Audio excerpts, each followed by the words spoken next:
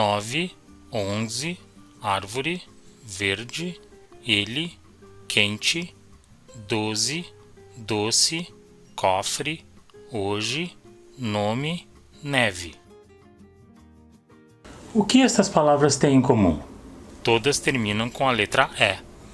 Correto. Normalmente a letra E no fim das palavras é pronunciada no português brasileiro como a letra I. Mas perceba que o som do E é muito sutil, não é forte. E a letra não está em uma sílaba tônica, mas em uma sílaba fraca, a sílaba átona, que é o que também acontece com a letra O no fim das palavras. Escute novamente.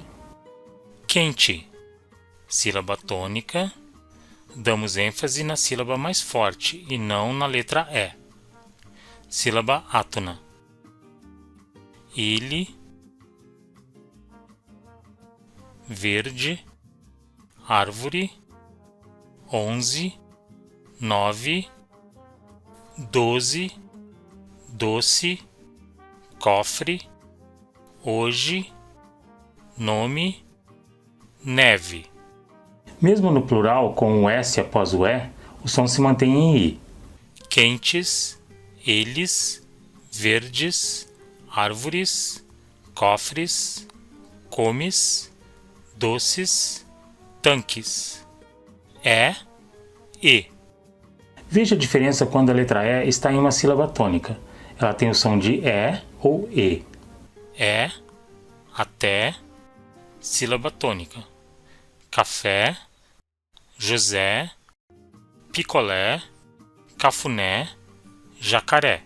Com apenas uma sílaba, a letra E tem acento, com exceção de algumas palavras. Pé, ré, fé, né, zé. O som E também ocorre antes da letra S. Através, cafés, bonés, picolés, cafunés, jacarés. E, saquê, comitê, karatê, você, clichê, cadê, carnê. E os verbos conjugados de, lê, vê. O som E também ocorre antes da letra S. Português, guês, inglês, francês, vocês, comitês.